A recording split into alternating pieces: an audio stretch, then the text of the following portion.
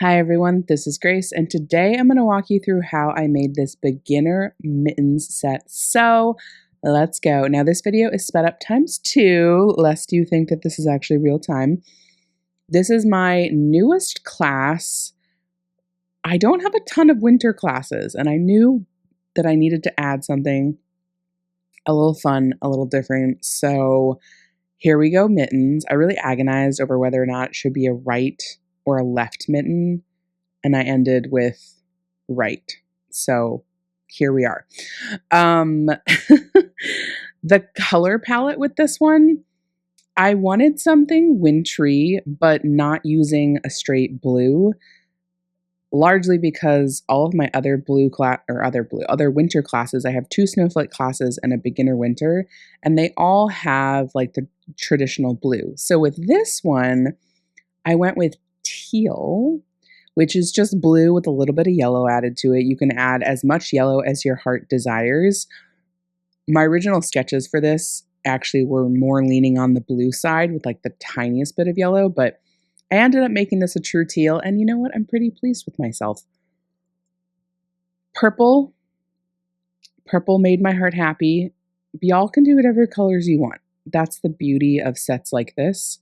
I do my samples in a certain color palette, but if you would prefer pink and green, red and green, if you want to make them Christmassy, whatever you want to do, I support that. As always, I'm rocking a 1 consistency outline in flood. Now these cuffs here, I was pretty pleased with myself when I thought of doing this for the cuffs. That cuff area is something that is prone to, I was going to say crackle, that's not the right word. Crater, that's the word. And that's just because it's a small area. It's really easy for a small area, especially with a thick flood like this, for it to crater. So throwing some sanding sugar on it, guess what, my friends? No cratering to be seen. Now, when you flood that area, though, you want to make sure you underflood it a little bit and give plenty of space on the edge, because the sanding sugar is going to make the icing spread out pretty naturally. In this one, I'm using the larger size sanding sugar, but there are 2 different sizes.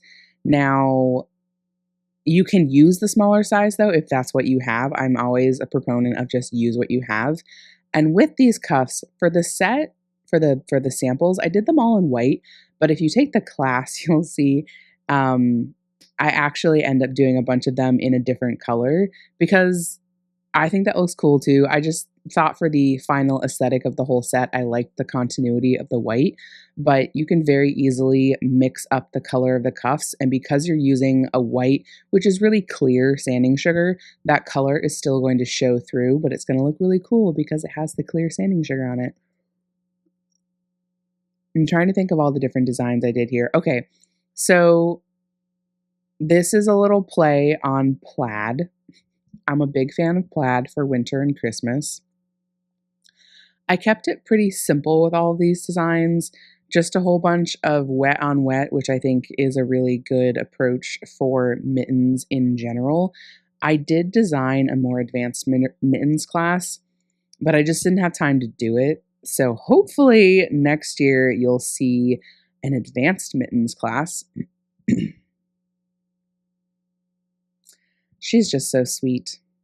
I recommend waiting to do the cuffs until the rest of the icing is completely smooth to the touch, and that can take like 2 to 3 hours depending on, the environment you're working in and how thick your icing is. That's just going to make it easier if you get sanding sugar on the rest of the icing. It won't stick to it.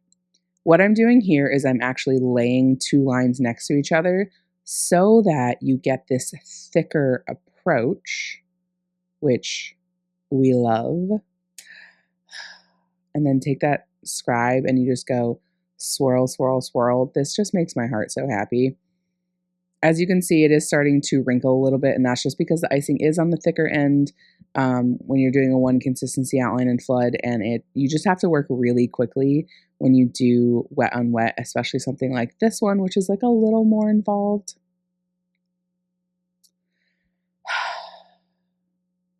This just makes me so happy. Okay. Oh, sidebar with the purple. Something I have learned with purple and pink, but especially purple, at least with my lemon royal icing, how fresh the food coloring is really important. When it starts to get old, that purple and the pink, well, the purple becomes way more dull and the pink becomes more like a salmon pink than like a Barbie pink. So I always buy new pink and purple maybe twice a year. Usually like fresh ones for certainly for Valentine's Day, because I tend to use a lot of pink then, and then maybe like a fresh one for the summer. This one, I don't know. Oh, I called this Blur. I don't know. It's just a fun little wet on wet situation. Nothing crazy. I like to have fun with my beginner designs, especially because, like, there's only so much you can do with one consistency, but somehow I managed to make it work. Speaking of making it work, use whatever mitten you can find. If you just get the one from Amazon, I think it's a lefty and it's a bit bigger. Use whatever you got. I had to throw in some leopard here. I showed a friend the designs for this class and she was like, I don't know if leopard really goes. And then in the end, she was like, add the leopard back. And I was like, I know. It just somehow, it just works. And it's a really fun wet on wet design to do. It's very forgiving, much more forgiving than polka dots, believe it or not. Like this one, you could also do purple for the cuff. That would be really cute.